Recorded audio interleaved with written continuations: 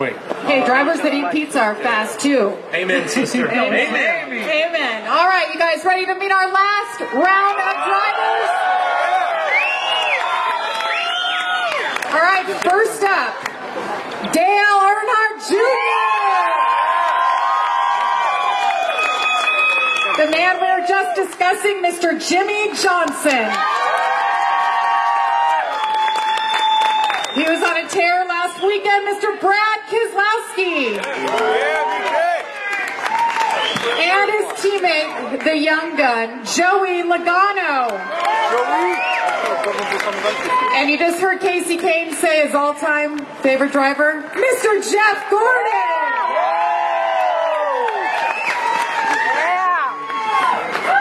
Junior's got a nice jacket, Jimmy's warmed up, Brad's warmed up, and Joey, you went to a fancy restaurant wearing a fire suit today. I saw you tweet a picture. That's a nice look, right?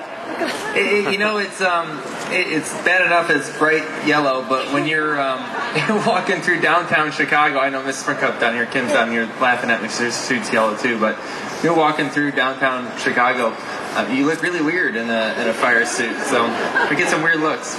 Well, it's fun seeing you guys all dressed up. So, Junior, we're going to kick it off with you.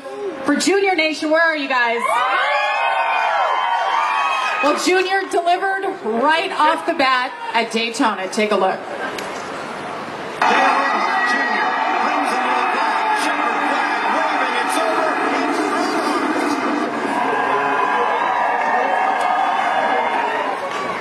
Junior coming into this year knowing that the chase was so much different and knowing you got the first win and you were already in the chase. How did that change things moving forward? We got to just really enjoy the season, and we kind of got a little worried because so many guys were winning, and we thought, heck, maybe one win might not be enough to really lock you in, but we felt good about our performance all year. But really, just getting that win, we were able to relax and just go to the racetrack and race and not have to count points and worry about where we were in the chase and how we needed to make it and all that stuff. And so after you had that win, you joined Twitter. Anybody follow Junior on Twitter? It seems like it came so... Brad Keselowski, who don't you follow? Junior, it seems like it was such a natural transition for you. Why has Twitter been so great for you? I think I really underestimated the interaction with our supporters and people that follow us every weekend at the racetrack, and I just didn't realize how fun that would be, and I couldn't really wrap my brain around exactly how Twitter works. So it's been a fun ride, and I've enjoyed it, and I think the fans definitely enjoy the interaction, having that ability to talk one-on-one, so it definitely benefits both sides. And Junior, you mentioned getting that win. You're able to relax a little bit to the chase, but now it's all back on. All the pressure, all the points are reset. What is your mindset moving into this new chase grid? I think the first round really is very similar to last year. There's so many guys that are in the first round that consistency is still pretty important. You don't have to go out there and really put so much pressure on yourself that, man, I need a win to make it into the next round. So wins definitely get you that immunity, but that first round's still kind of similar to last year. And as you get further on into the chase, the average finish that you need in those rounds comes down and gets a little tougher, and competition definitely gets tougher too. Well, we had a little debate. Everybody was saying who the final four getting into the chase at the end were, and I think all but one said you would be in there at the end. You guys agree? 4 drivers. First one to cross the finish line gets the championship trophy that they're sitting next to, so it's going to be exciting. Jimmy, we'll move to you. You've been making the rounds. Today's show, yesterday. I know you were on late night shows last night, but first and foremost, are you okay? Are you recovered? No, I'm good. There was no one more surprised than myself when I climbed out of the race car, the condition I was in. I knew it was hot in the car, and I knew that I had a problem with the air conditioner midway through the race, but I finished the race. I talked to my crew guys. I took off my equipment. I went to get out of the race car, and then it went downhill fast from there. So glad that I'm well now, and thankful that I was prepared for a tough race that night and then a triathlon I was going to do in the morning, because if I wasn't ready for all of that, I could have had some issues in the car while the race was still going on. So just glad everything's fine. Freaked my wife out, freaked my family out a little bit. Got to do good laughs out of some people, I'm sure. When the lights went out, I just aimed for one of my crew guys that was sitting on the ground and fell in his lap. So it was a good time. And the worst part was, or the best part was the timing.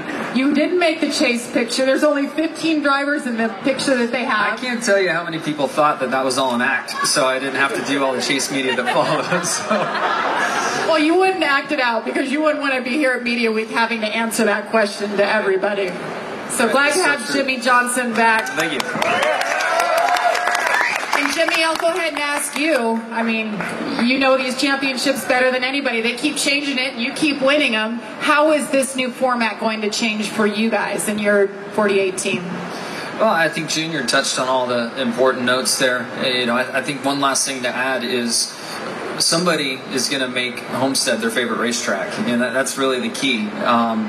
Transferring through the different rounds and getting to the Final Four, it is no small feat, but if you have a championship caliber year working for you, you're going to be one of those 4, and you just need to make Homestead your best track to be the champion. I'm going to mix it up here and skip over Brad for a sec. Brad, you all right? You awake? I got a tweet and my phone was ringing, and so I checked it, and it was none other than the NASCAR Chasm out there, and he's somewhere in the audience. Well, I know what he looks like. And it's like playing Where's Waldo from here. I'm like trying to find him. I haven't found him yet, so don't give it away. He's probably backstage because he appears. If you guys don't follow NASCAR Chasm, you have to. Guy is the wittiest, smartest dude, and he's a huge race fan. He knows his stuff. So we'll keep an eye on him. I'll keep looking. Go ahead, move on. All right, Joey.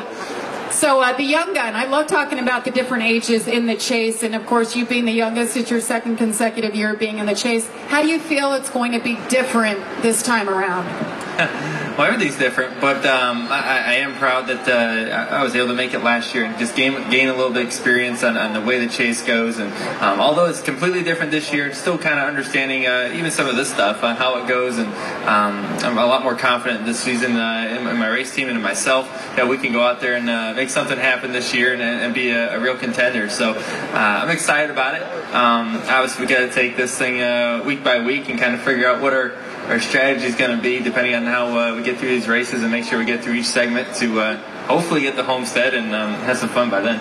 We know you two are tight as teammates. Your teams together work very closely together. As it goes on, you guys talk a little less? No. I mean, we're best friends. Come on. What we were talking about yesterday. I don't remember. Yeah, you remember. What were we talking about? Well, both of our girlfriends, I guess it's your fiance. I knew it involved girls. And they both showed up here to Chicago without any hairspray. Oh, jeez, yes. And both of them were panicked. So I got a call from Joey like 5 minutes before we had to be somewhere 10 minutes. I can't remember what it was. Going, do you have any hairspray? Do you have any hairspray? I mean, it was a bad deal going on. It was really bad. We needed hairspray, and it was just, I'm wigging out. I'm calling downstairs in the lobby. I hairspray. Don't have hairspray. I'm like, oh, I don't know what to do. And so I'm like, and when the girls aren't happy, nobody's happy. What do you do? Right now? That's taking our relationship, our driver relationship, to the next level. There, we're going to ask them for hairspray, but to answer your first question, no, I think we need to work together all the way to the end. And Brad says this all the time, and I agree with him 100% that I'd rather finish second to him than beat him and finish 20th. And that's the attitude we have. We want Team Penske to win this championship somehow. So we got to work together to make that happen. That's what we've done to get to this point. We can't forget what we've done to get here. And hopefully we're both in the top 4 and we're running for that championship at the end. And we're going to have one heck of a race, that's for sure. We're going to race each other hard but clean, and but still work with each other throughout that weekend even.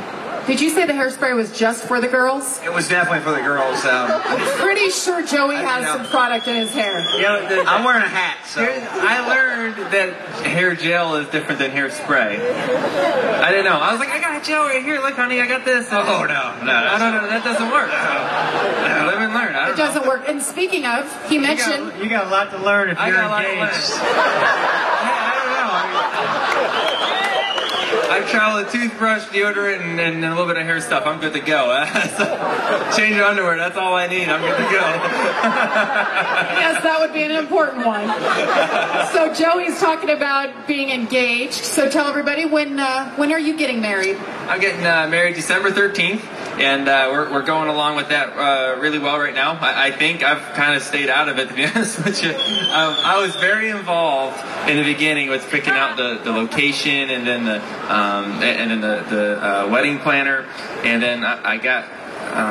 They started calling me Groomzilla, and I was like, huh. So I was like, okay, I'm out. That's fine, I'm out. So, and by that time, race season started, so I was like, thank God. And so really all the little details, I don't know what's going to, I mean, it can all be pink for all I know, but it's all just going to go great, and I'm not worried about it. It's not really all about the party. It's about sharing that day with Brittany. It's going to be it's exciting. I'm excited about it. Oh, I know, right? You're just learning how to say yes dear before you get married. You're going to be perfect. Yeah.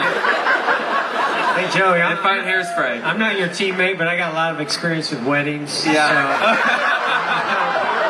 What's the advice? Come on. Prenup.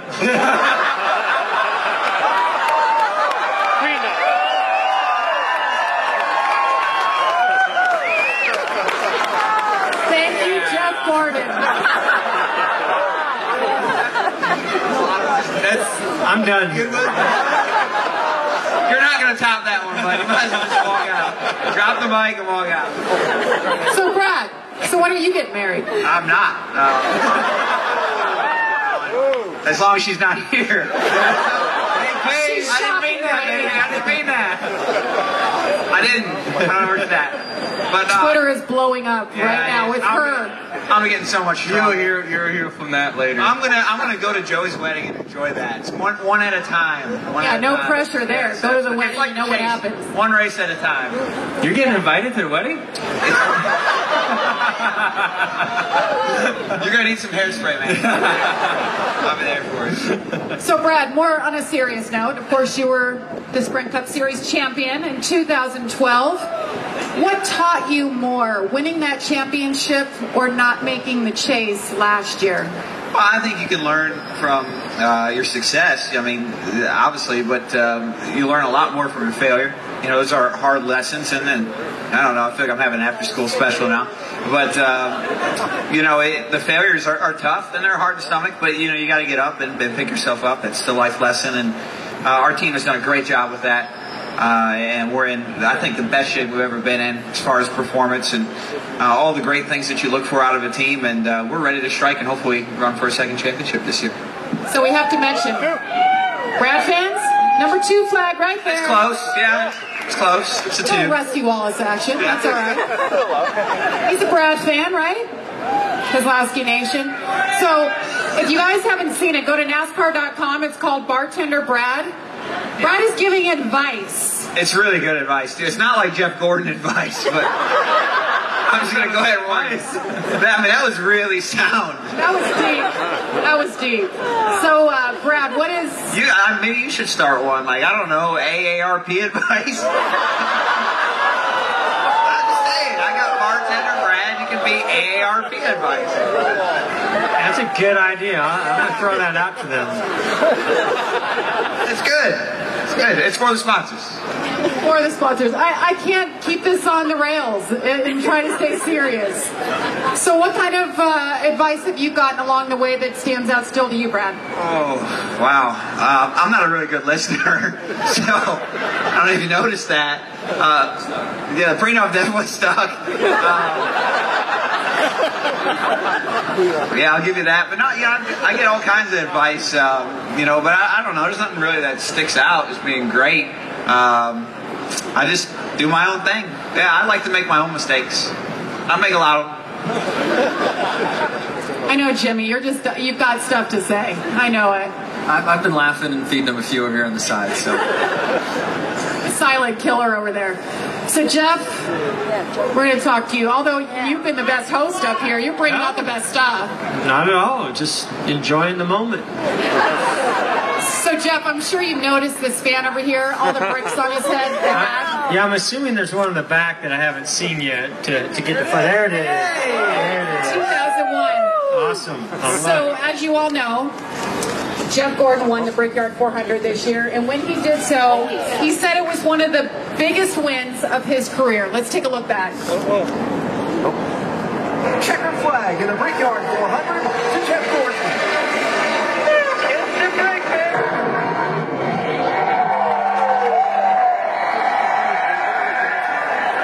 And there's little Leo. Didn't want to kiss the bricks. That is No, he was not real thrilled about the whole idea of the bricks. He sort of had a little spill on his way to victory lane, and any of you that have 3 or 4 year olds know that that's all it takes to ruin their next hour or two, and possibly yours. But in this case, we just kind of let them be. And we all went down to kiss those bricks, and then the rest, is kind of priceless moment that we actually laughed about all night long when we started seeing these photos. It was so cute because obviously that's what everybody does is kiss the bricks. His older sister kissed the bricks, no problem. She actually kissed her hand. Yeah, so she cheated. A little too greasy and dirty for her, right? Yes. So, Jeff, why did you say that was such an important one, maybe one of the biggest of your career? Well, I just think this point in my career, it's such a big race anyway. Number 5, as well as probably the most important thing is just who was there to experience that win. This team had never won a Brickyard 400, even though it's a 24 car. These are different people. This is Alan Gustafson and his group of guys, and in that 524 shop. So that was very special for them. Ray Kendrick was there. My stepdad was there. And of course, Ingrid, Ella, and Leo being able to experience such a big win, and the whole bricks and the ceremony, everything that goes along with such a huge moment. Recently, there was a photo that I saw of Ella in a midget car. Does she have interest in driving one day? Yeah, she does, but I don't know what's driving it because of course you're in, the Gordon household, a lot of cars happening, race cars, all those things. So, but it's not that. It's not that I do it, she wants to do it, or that she's actually interested in doing it. It's that we, offered it to her one time because a guy on my team that works in our team, he asked her, would you like to drive a quarter midget one day? So she told somebody at school that she could go drive one, and they were like, what? That's cool. And she found out it was cool. And then she wanted to do it. So now she just does it so she could come back to school and say, yeah, I drove a race car. And they all think she's awesome and cool. Well, she is a big Danica Patrick fan. She loves Danica, yeah. So I don't know. I don't think it's going to go anywhere, but we'll see. We put her in there 3 times. She did really good. Scared the entire crap out of me. So I'm not really that big of a fan of it myself as a parent. I have a hard time with it, but thank you, Greg. We've got Save the moment. all drivers backstage. I think we got to go.